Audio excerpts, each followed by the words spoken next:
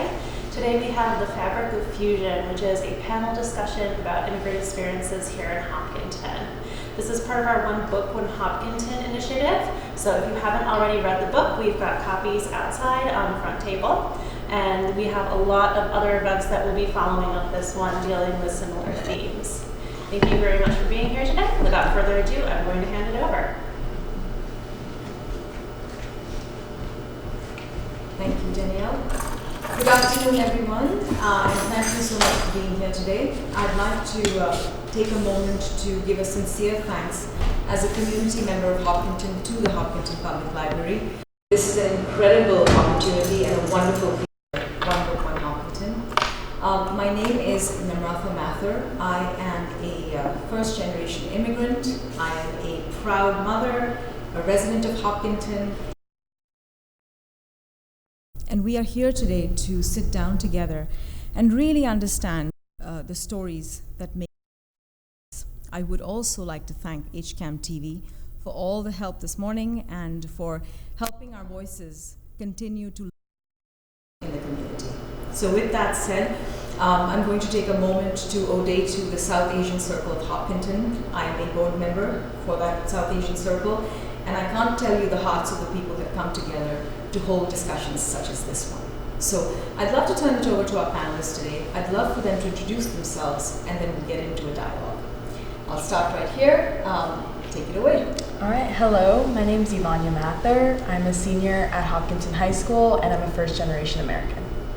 Hi, my name is Tanya Khan. I'm a computer science and interactive media and game development double major at WPI, and I'm a first-generation immigrant.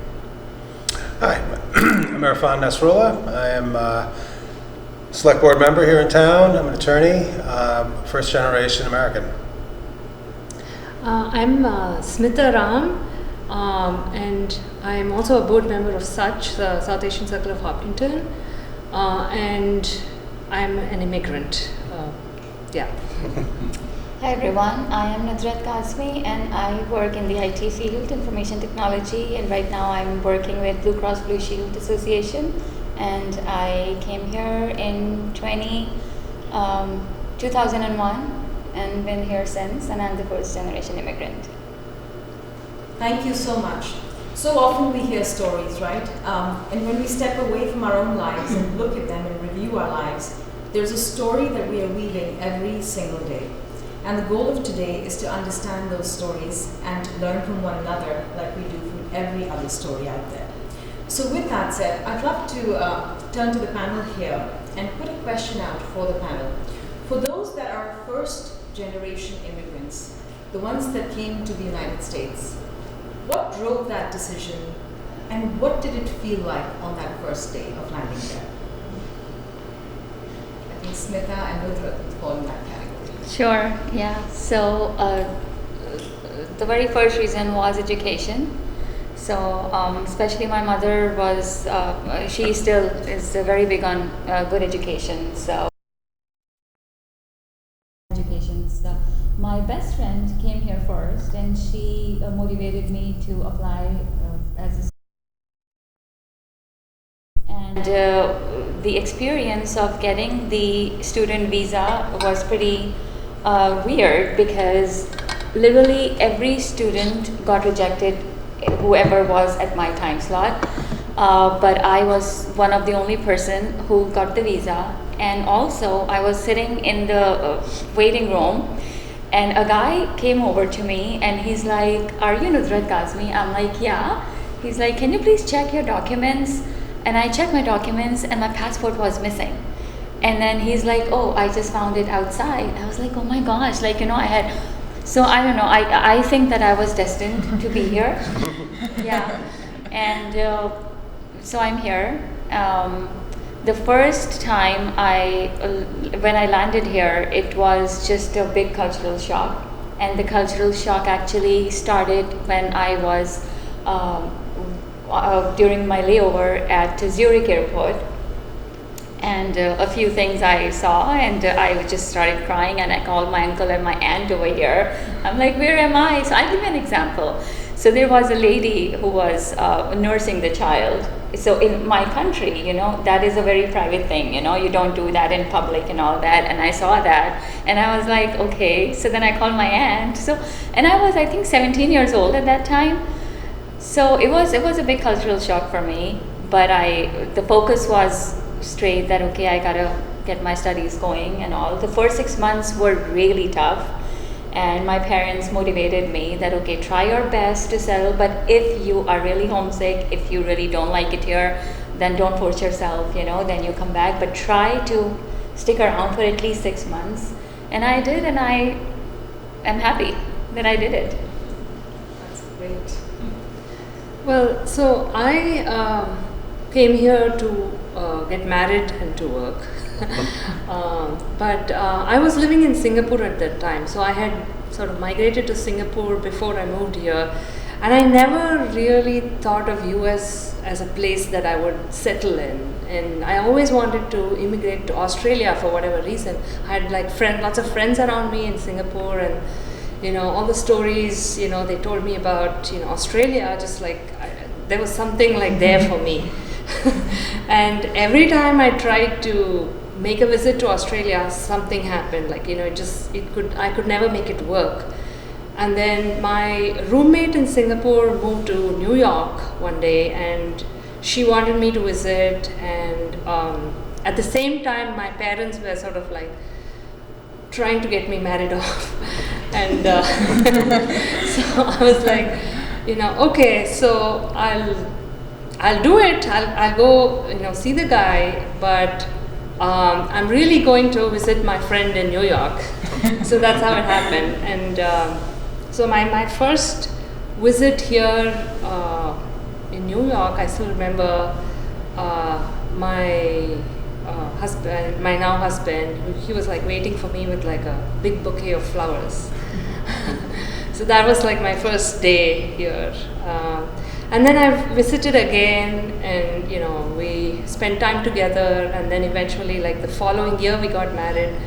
We got engaged here in New York, actually. Yeah, so that's my story.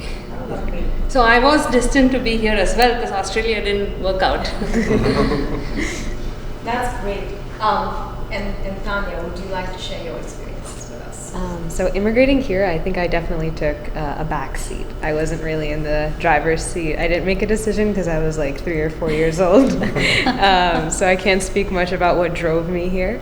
It was mostly just my parents. My dad studied here at BU when he was 18, and then he was in between places. He went to Pakistan, and he went to Saudi Arabia. We're Pakistani. And he just really loved Boston since he studied here, and he was like, I want to make this decision. My mom was on board, and I can't imagine how scary that must have been for them. I also have 2 older siblings who definitely were more impacted by this move, but I'm really grateful for the opportunities that I've gotten here in America, and more specifically in the greater Boston area. That's incredible. Thank you for sharing those stories, and I'd love to turn the attention to our first generation Americans now. There must have been a point in time when you realized that you belonged to the South Asian community, a minority. So what was that cultural feeling like, the immersion for you? So my experience is I think different from a lot, because we were kind of the first Pakistani family here. And I don't think people really treated me any differently. I just kind of fit. I grew up in a Jewish neighborhood. This is in the 70s when there was all the turmoil. Well, there's always turmoil, but there was turmoil in Israel. And there was plenty of reasons for me to be hated, but no, I was welcomed and everything was fine. The first time I really kind of understood that I was different really came in college, when it came time to just be me and express myself and want to look back at, okay, what are my roots? And that's when I really kind of embraced my heritage and my Pakistani culture and identity. But growing up here, we were too new for anyone to know who we were. They didn't know what Muslim meant. They didn't know where Pakistan was. I was usually mistaken for Puerto Rican or Mexican or South American. But there was a genuine curiosity as to, actually I was in Mississippi, and I went into a restaurant, and the guy came up to me and says, "Well, you ain't white, you ain't black, what are you?" And it was truly curious, So I had to, kind of lay it out. So yeah, it's been an interesting experience. Also because I can look at my dad's experience as the person who immigrated here, and then also my children's experience once Pakistanis became known here. And that was very different from what I had. So I can keep going, but I don't want to hog the stage. So. No, I actually, in a lot of ways, I relate to your stories because I think, we came from one town over, just in Ashland, but even over there, we kind of settled with a very new South Asian population. So when I was going to middle school or elementary school, I think I was one of the only South Asians in my school. And so at home, the kind of crisis, I wouldn't call it a crisis, just kind of a confusion that I went through was at home, I'm very connected to my Indian heritage. We listen to Bollywood music all the time, we speak Hindi, we eat Indian food. I go back to India every summer. So for me, for a long time, that was all I knew, or it was all I valued really, was to have that connection with my grandparents, with my parents. And then I entered middle school and elementary school, and the only real confusion that I had was a lot of kids didn't really know who I was, where I came from. We would do like introductions in school of what country are you from, and I would say, I'm from India, I speak Hindi, and people would just look at me kind of confused. And I would love to bring Indian food to school, and kids would look at it and be like, "Oh, it smells weird, it looks weird, what are you eating?" So I would be completely I would understand who I was at home, and I'd go to school and I'd come back being confused, like, people are questioning me. So I guess for me, that was kind of my experience with it until I finally went to high school. And, it's true, as you grow up, you meet more and more people who are like you.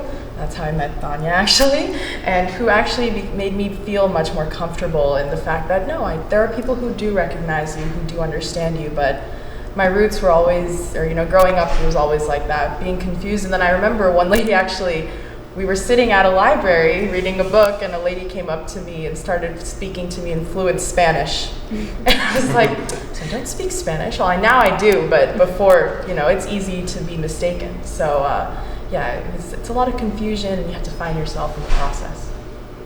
Thank you, Vanya. Regarding going to school in this country, for those of you that did educate yourselves here, what was that experience like, learning the American systems?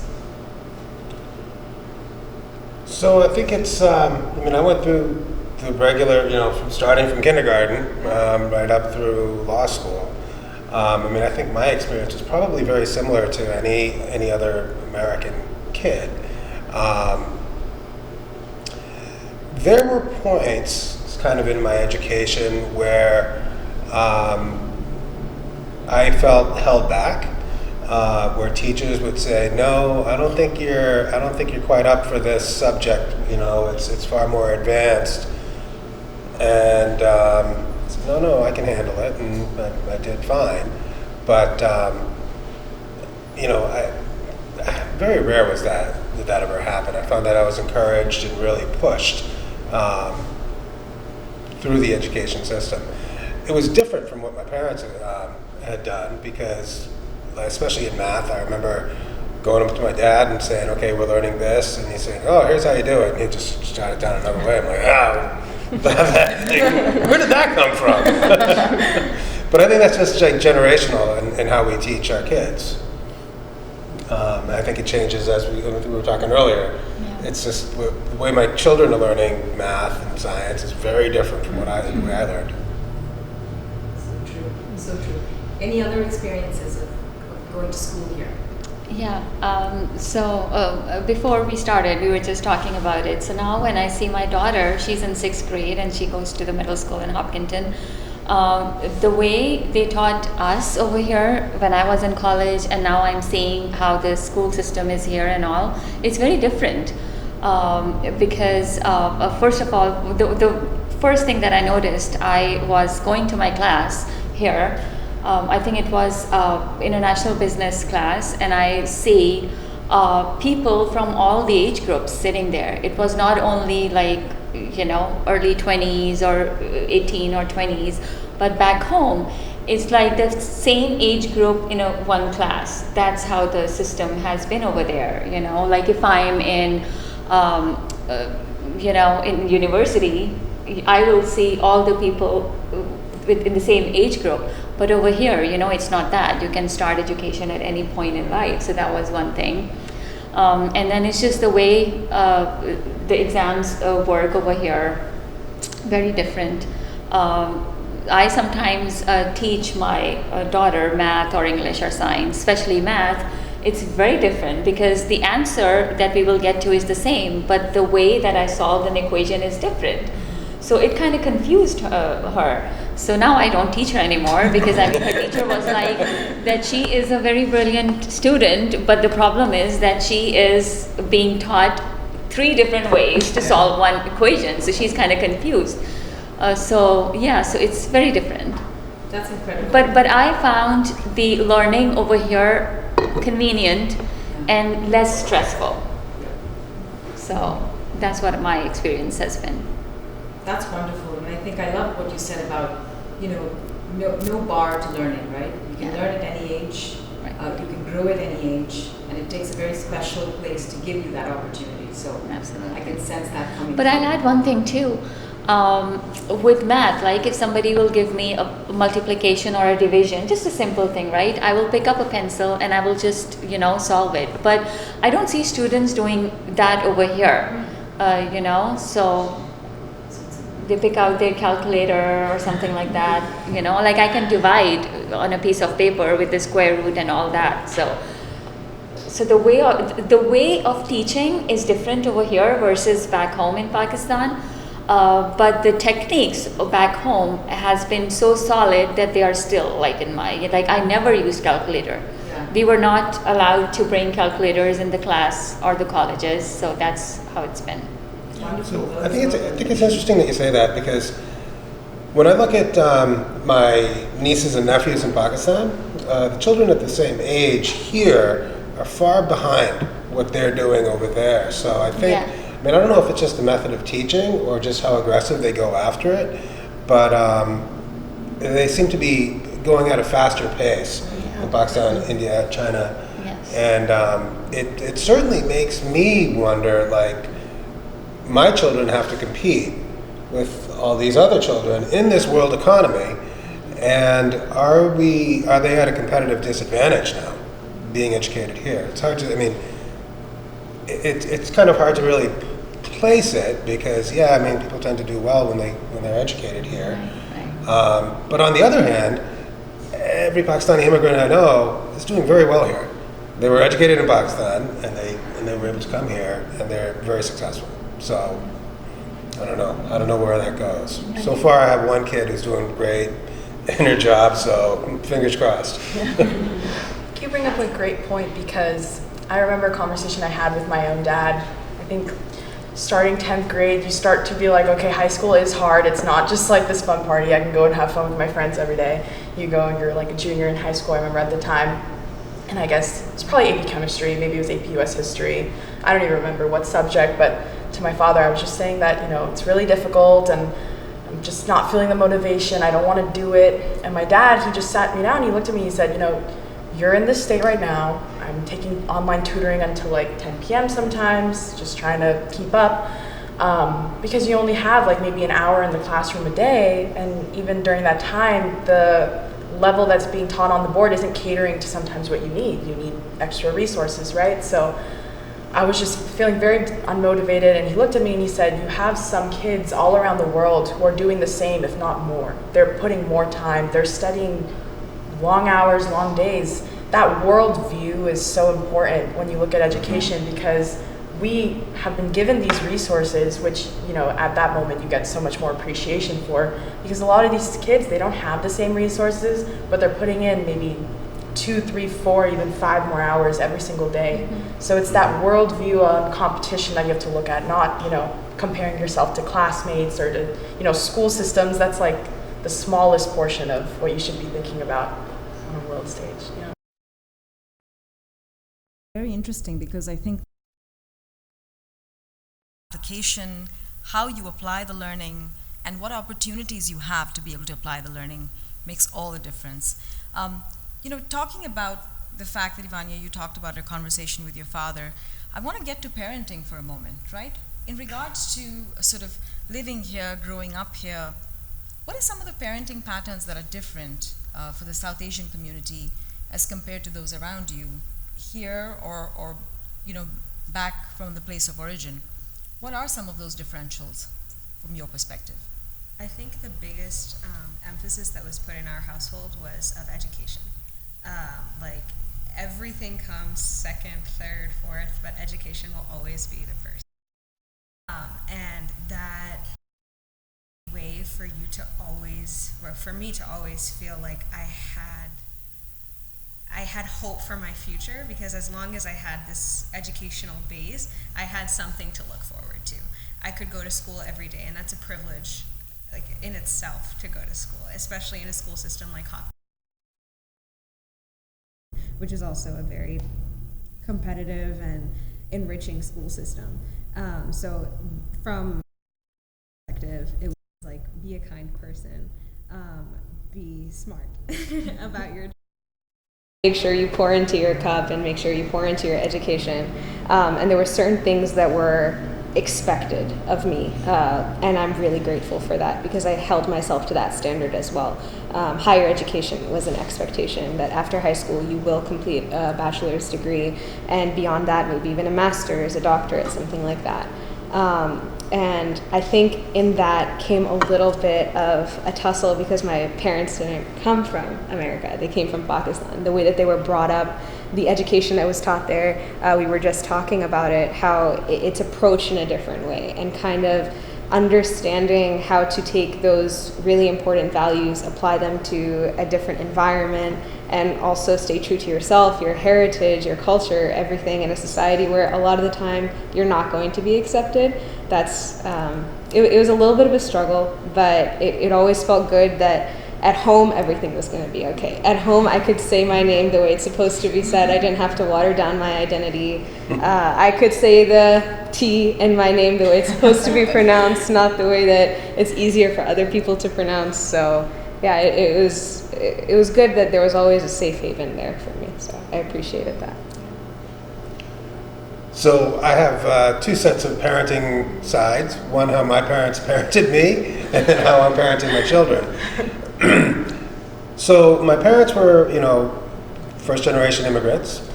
And so my dad was a doctor. He was sought after. He was recruited. Funny story. So he was being recruited at this hospital, and the hospital administrator brought him in, and it was an automatic door. The door opens automatically, and he says, "Yeah, see that, doctor? Over here in America, the doors open automatically."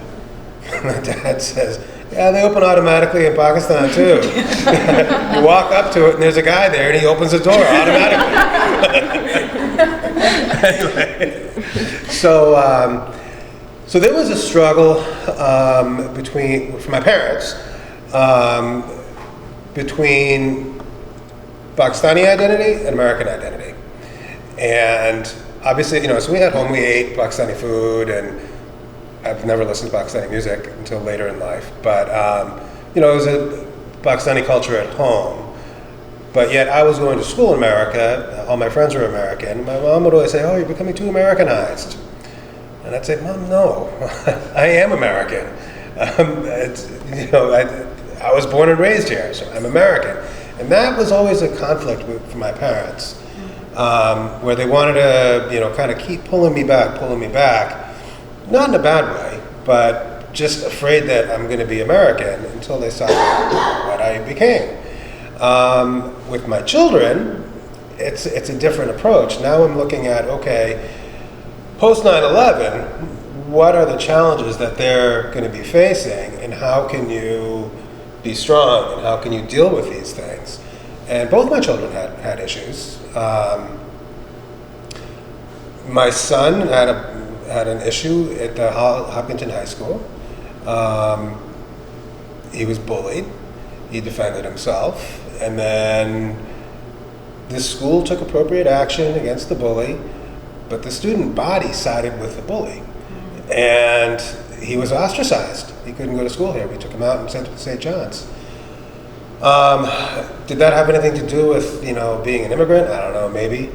Maybe not. Maybe bully was looking for whoever he could bully, so whoever was the most vulnerable. I think it's challenging for any parent to see your child go through that. And it's not just immigrant parent, but any parent. And you have to draw on your own experience. And I think that's what everybody does. You draw on your experience and you do the best you can. So, yeah. And I think my parents did the same thing. I think they had failures and I tried to correct them, and I had my own failures. So. Always learning, right? Living and learning. Yeah. It's amazing. Yeah, I mean, as a parent, I think for me, like the switch suddenly, like something changed after my son came. Like that's when like you start, so this is home for me, right? Like that some change happened like right then. And then this whole sort of concept of, okay, I'm an immigrant and now this is home, that feeling sort of came in after that. And then you start like thinking about like your identity more. Like before that it doesn't, it's not a natural thought. Like then you start thinking about that. It comes like, okay, who am I in this country? Where do I fit in? That sort of a thing. And then you slowly start like looking at the school system, and then you start thinking about like, so your tax dollars actually now goes to this system, and like who's sort of governing it, and then you start like slowly peeling the onion, and then you figure out, okay, there's something like a town governance, like people volunteer, right? Like all of that, and then you start looking at your place, in this country. Like it sort of starts from the town you're in, your little world, and then you start making connections to the larger system. So like my thinking and identity as an immigrant started like after my son came. It's amazing, so interesting.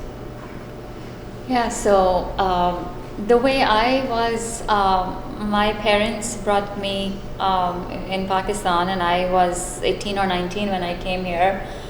The way I was brought up is totally different, and I am still sometimes I have to struggle how I raise my daughter, because obviously she's born here and I'm bringing up here and all that.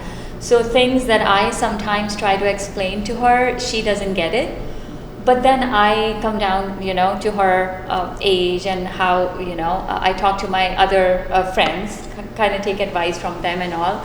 So at this point, sometimes I have to pick and choose my battle, where something that I was taught, it's not necessary that I have to teach the same thing for her, because it's a different generation, and there is a huge generation gap. There is a huge, the era where things are not the same that were at my age. Like I had cell phone, I think when I was in college.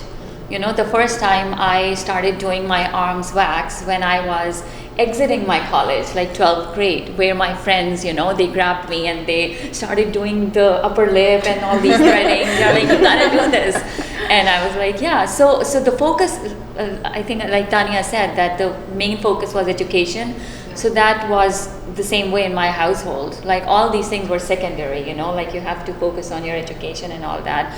My older sister was completely different. And still, she always wanted to put makeup on in college and wear jewelry and all that. Like I was completely opposite of that. And the other thing that I'm going through right now is also that I want to pick up the point that she said, trying to fit in this thing. So I think it's you have to make choices. how you want to live. Like I was brought up in not a typical religious household, but at least the basics. You have to practice the religion, and I'm a Muslim, and I practice the religion. And I am teaching the same thing to my daughter. I don't impose anything on her. Like nobody forced me back home to cover my head and all that. I was taught what is right, what is wrong, or it's up to you. That's what I do it with my daughter, and that's where there is no conflict, and she just picks up on her own. So it's 4 years ago, I woke up and she was getting ready for school. It was before COVID, a year before COVID, and she was covered, she wore a scarf on her head, and she was in Elmwood School in 3rd grade.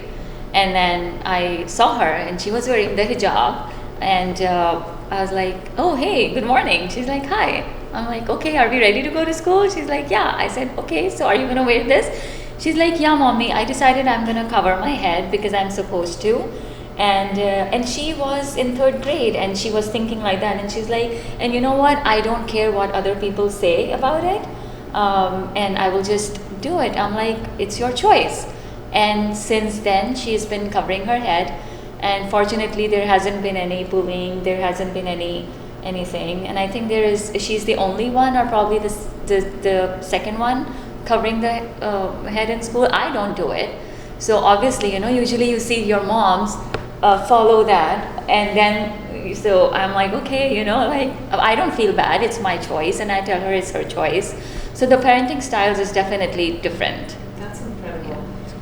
And giving sort of children the choice and the freedom to choose, I think makes all of the difference, right? And the community that we are a part of luckily allows for that to happen. A question I have to sort of extend this conversation is, we've talked about parenting our kids here, right? Like what are we doing today, and how are we parenting the future generation? Each of you possibly has parents that you're, working with and dealing with, and you're assimilating and integrating at a different pace into a different new country. You might have parents who live with you here or live in your countries of origin. How is that process of continuing to be that child that they expect you to be, while also balancing, working in a very different environment or living in a very different environment? So how does that change your relationship with your parents? I think for me, if y'all didn't know, this is my mother. So, whoa, mather and mather.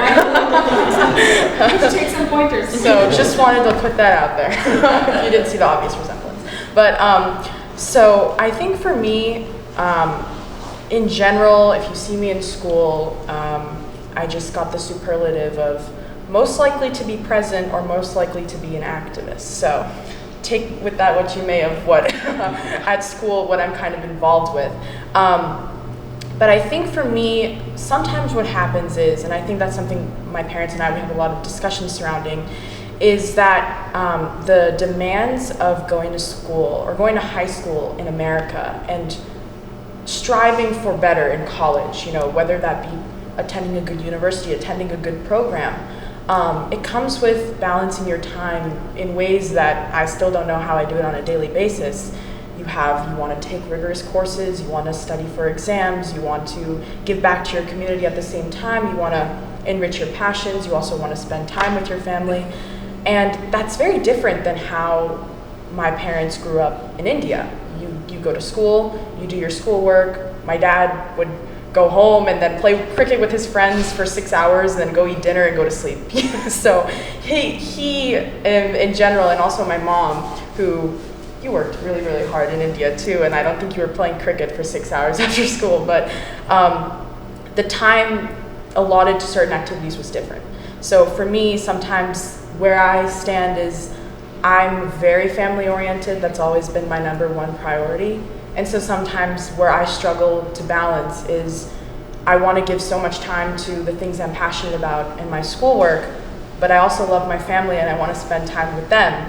Sometimes, my dad would say, hey, come down, we're all just hanging out. And in my head, I'm like, I have like 20 assignments to do. I have to study for my SAT, but I want to hang what those expectations of, what what you want to show to your parents and how you want to be with your parents, but you also want to succeed and you feel like you have to put all your time into something. That's sometimes where I struggle to balance, and they help me every day with making it easy. They're very understanding, but I think that's just an internal thing you go through when you are family oriented, like I think many South Asian families are. You want to spend time with each other, you want to talk to each other. So that's just been my personal experience. Note to self, don't call Imania down. You're right. She comes and gives me food in my room. I always appreciate that. I think being a teenager is already really hard. We've either all been there or we're going through it right now. And being an American teenager is hard. And then adding another identity on top of that, being a Pakistani American teenager, where there's very two conflicting cultures, that is very hard as well. And I think pre-COVID, when I was in high school, COVID hit March of my junior year in high school.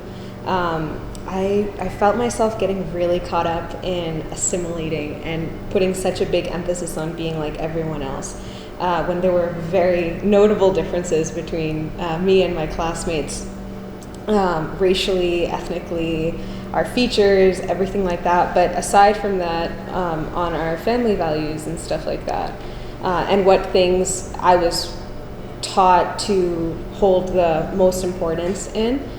And I just kind of found myself going into this rabbit hole of I want to look this way, I want to fit in, and I would go to great lengths to do that.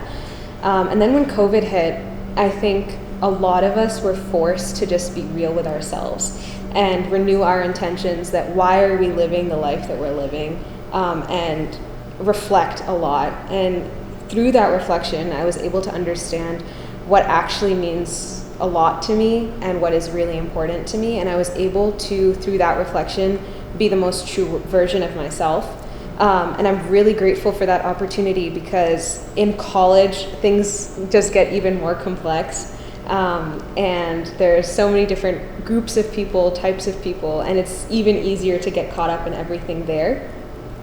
So I'm glad that I don't know who exactly I am right now, and I don't think that there's pressure to understand that right away, but understanding at least the basics, the foundation of who you are, what you believe in, and trying to live the most intentional life, and be as true to yourself. I think that's what it's all about, and I'm grateful that I had a little bit of time to reflect and renew my intentions with myself. So. If it makes you feel any better, I still don't know who I am. Still trying to figure it out. Yeah. So, a couple things that I wanted to kind of expand on from what you said. Trying to fit in, being similar, trying to be like everyone else. I've had a few conversations with people about the differences, right? Especially Pakistanis say, the Americans, they don't share our values. And I say, how? How do they not share our values?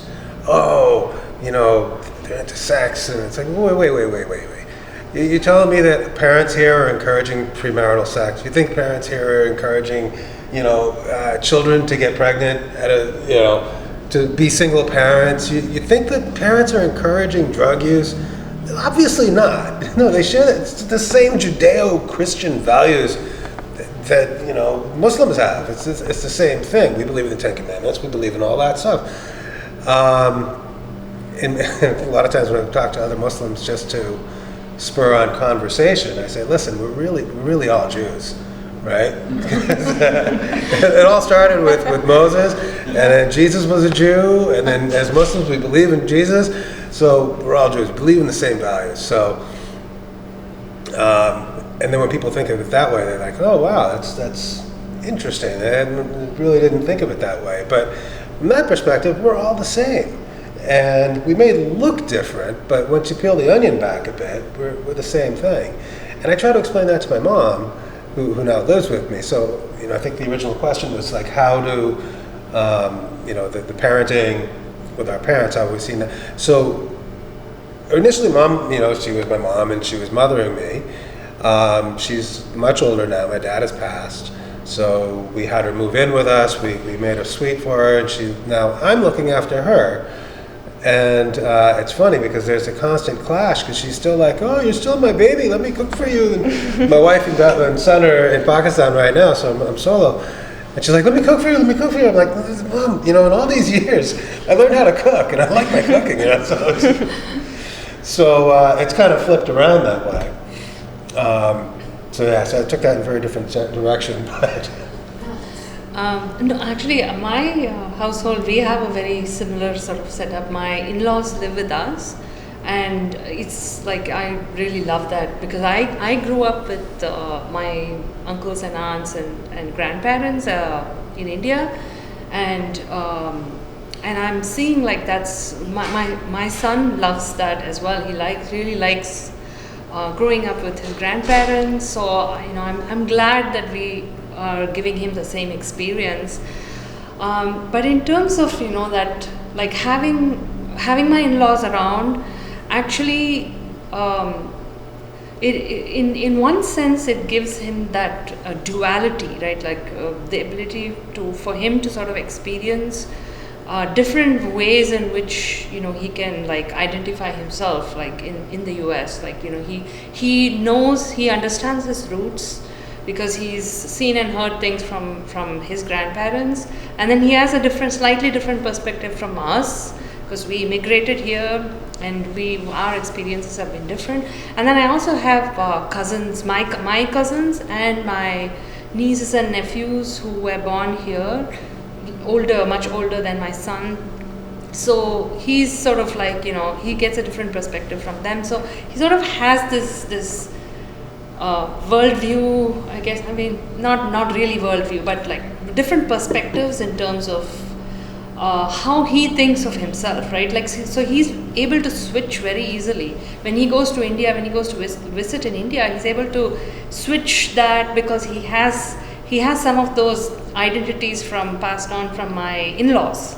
So he knows what to expect. He knows how to, talk to people. So I see. I mean, I really love that, and I want to continue to encourage that. Like, I think that sense of duality or plurality is very important. So when we talk about immigration, it's not only the culture. I think it's the religion as well. And I'll bring up something. During COVID and pre-COVID, we all know, the political situation here. The good thing about this country is that obviously, we are free to practice our religion. We are free to the congregations or anything like that. And it's very important to teach our kids not to be racist and to respect all the other cultures, all the other religion. I belong from the Islamic Masamin Center at the 115 Wood Street, and during the Martin Luther King, we organized this interfaith program, and I see some people attend that. So basically the purpose of that is, we bring up people from all these different faiths and religion under one roof, and it's the commonality between all these different faiths. We Islam and all the other religions, we believe in Prophet Jesus, Moses, Abraham, Prophet Noah, how the messengers of God are sent with the same message. It's the same message, and then it ended with the last prophet, Prophet Muhammad. So it's important for the kids to understand the basics of that, to be able to respect other religions as well. And with the racism that has been obvious for last 4 or 5, 6 years, that my daughter was I think 6-7 years old, and there was a politician on the TV speaking. I'm not going to take the name, and she's like, "Mommy, I don't think so. What he's saying is right." And I'm like, yeah. So it's very important to because obviously the kids are the next generation. They are the future of the country. And I hear some people saying that negative things about this country. Then I'm like, why are you here? There are opportunities, obviously, in this country different. I mean, we love our country, you know, I'm patriotic and all that, but I made a choice to come here for a reason. So I think that's very important is to strengthen the roots of the children with the basics, you know, which is among all these cultures, all these religions, you know, it's the same. Absolutely, and I think that sort of we're getting close to the hour, but I'd like to sort of close out this session with, based on what you know today, had you known it earlier, or what advice would you give your younger selves with what you know today? So maybe you want to start, we'll go back this way, or whoever wants to Many start. things. I'll go next. There are many, so I have to. Whoever wants to think through one piece of advice you would give your younger self with what it is that you know today.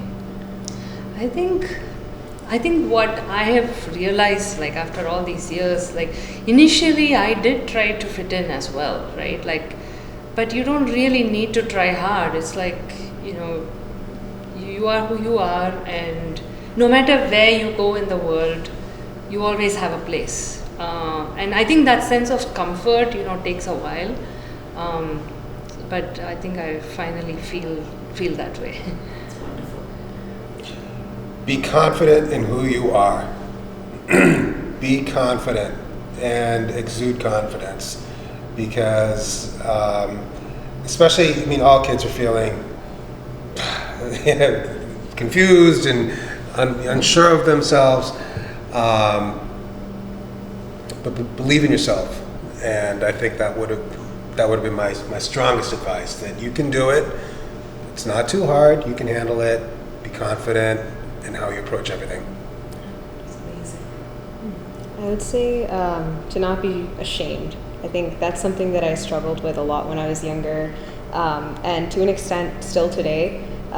Like from what Ivania was saying, this food that she would bring to school. My mom and my dad would really lovingly, every morning in elementary school and middle school, up until high school too actually, they'd make these paratha rolls and stuff like that. Paratha is a type of Pakistani Indian bread. And it was really yummy. And at home, I would eat it, and I would be like, "Oh my God, this is the best food ever." The minute I'd open my lunchbox, I'd be like, "Okay, let's close this again." I don't want to sell it. I don't want anyone to know I have it. And it's such at such an atomic level, like the food you're eating. But why should you be ashamed of it? Because the person next to me who's eating a burger, they shouldn't be ashamed of what they're eating. I shouldn't be. It's food, and food brings us closer. And we should just be so proud, like what Irfan was saying, that, you know, you should feel confident and you shouldn't be ashamed of anything, because there's nothing to be ashamed about. Like, we're all put into this world to coexist and spread love and kindness to each other, and that comes with a lot of pride, and there's a lot of beauty in that. So Those paratha rolls are always so yummy. yeah. Yes, now I think one thing that we win in is, if I bring paratha rolls to school, there will be people, everyone coming around and grabbing them and wanting to eat them too. So I think in some manners, you know, we are improving in that regard.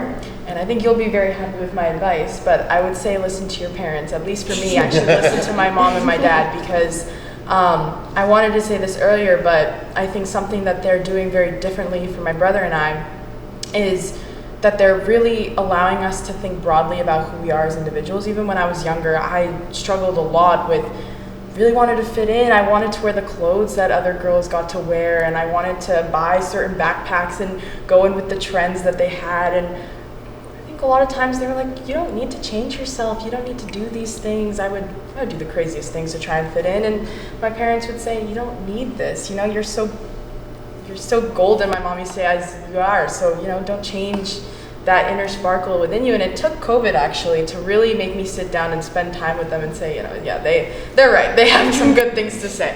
So in that regard, I think listening to your parents, they know you best, and they know what's good for you, and they see you struggle, and they see the message that I have to hear, and sometimes, you know, as much pushback as you try to give, it's always the right thing in the end. So Yeah, I'll add to that, being confident. The other thing is, don't try to seek validation from other people. You are who you are. We hear a lot, oh, what that person is going to think, what the society is going to think. You know, it's your life. follow the advices of your parents, because obviously they are parents for a reason. So don't judge anybody. Don't be judgmental. Everybody is nice. Everybody has their own good and bad. Nobody's perfect. For me, the big thing is that not to seek validation from other people. It's your life, and you will have to live your life the way you want if you are on the right path, and that's it. That's incredible. And to be fully accepted, you have to accept yourself first, right? You exude that confidence of acceptance, and you are able to establish your whole self in any setting. And that creates this inner confidence to say, I bring what I bring, and that's enough, basically.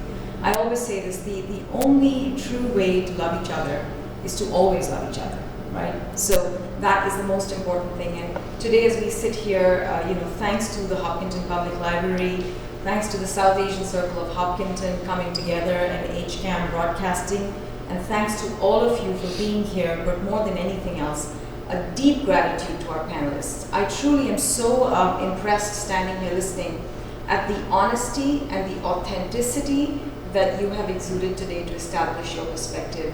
Every single one of you has spoken your minds. You have spoken from your heart.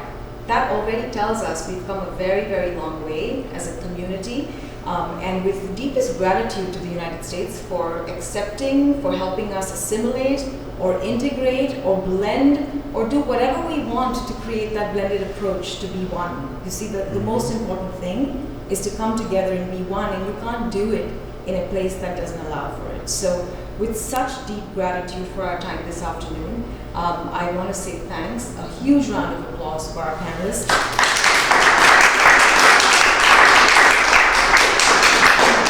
We really appreciate these opportunities, and as a member of the board for the South Asian Circle of Hopkinton, I want to plug another opportunity to, sort of come join as one. We have a function, a gala, a multicultural festival coming at the end of October on the 28th.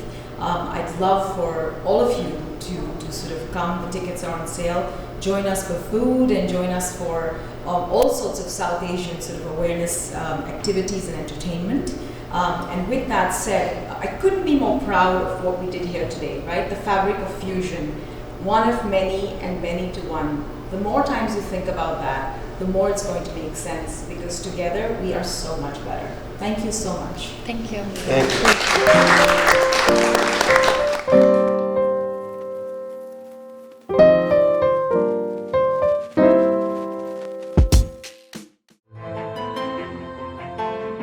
I'm John Palmer. I'm here with the Hopkinton Historical Society.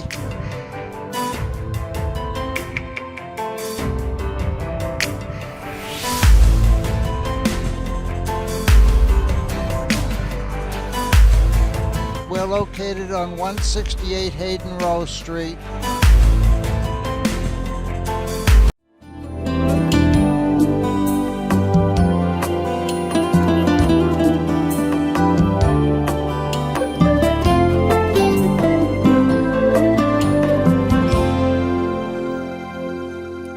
Hello everyone, and welcome to a mini episode, otherwise known as a mini-sode, of All About Hopkinton. We are here with two representatives from the Hopkinton Public Library who will be talking to us about what's coming up this Saturday on the Common. It is Hopkinton 101. So, welcome to Danielle Cook, who is the Adult Services Librarian, and Nancy Maloney, who is our new Library Director. Yes. Nice to have you here. Thank you. Thank you. All right, let's start off with the basics. What is Hopkinton 101? So Hopkinton 101 is an event that we've held in the past. It used to be at the library, but it's grown a little bit, and with some of the recent COVID concerns, we've decided to move it. So this year it'll be happening on the town common. And it's an event where residents can come and learn about different events and volunteer opportunities and services that the town and local nonprofits provide. Okay, so what was the instigating issue behind creating Hopkinton 101? Hopkinton 101 was started a couple years ago by our previous director, Heather Backman, and it was created as a way for residents to find out about things in Hopkinton that they didn't know about. When she first started working here, she didn't know about a lot of the different services that that different town departments provided, and we were always having people coming into the library saying, "Oh, what do you do here?" And so she started it as a way for residents to find out about things in town that you might not otherwise either have an opportunity to find out about, or that are just little hidden gems. Really nice, really nice. So, Nancy, did you kind of like jump into this midstream as when you got your position? Well, when I came on board, I became familiar with the fact that they had done Hopkinton 101 before, and it's in our long-range strategic plan to bring it back. And so Danielle and I sat and chatted and decided that it might be nice to move it outdoors this year. So we changed the time of year as well so that we would have better weather. But yeah, I think it's a really exciting opportunity for people new to the community to find out how to get involved with the community. Okay, give us a quick overview. How many organizations are involved? Is it only nonprofits? Are there business organizations there, or like what's the tone? So there are going to be almost 50 organizations present, which is much bigger than previous years. Yeah. And we've been able to do that in part because we've got the town commons, a little bit more space to spread out. So we have a bunch of different types of organizations. We have a couple different town committees and clubs that are focused around Hopkinson's trails and green spaces, as well as historical sites, so those are really nice. We also have town departments, so for example, the library will be there, obviously, as well as the Hopkinton Police and Fire Department, the town clerk, some of those just like base level town services. We also have a couple local churches that will be there, as well as some organizations from the schools. So I believe the superintendent will be there, the YMCA will be there, and then there are also just a smattering of some other stuff. So for example, the Women's Club, some other just like support organizations. Great. All right. So I know our time is running short. It is this Saturday. Yes. Give us all the details, what we need to know. So it'll be this Saturday the 14th. Residents are invited to come walk the common between 9 a.m. and 12 p.m. So that's noon. So it's about 3 hours. Parking will be along Hayden Row and on Main Street, and then there'll also be additional parking at Center School. So folks can park over there and then cross the street. And there will be an officer posted there to help people cross safely. And then just bring yourself and be sure to dress for the weather. I hear it's going to be really warm out, so bring that water and that sunscreen. All right. Well, thank you both for all your work on this, and we'll see you on Saturday.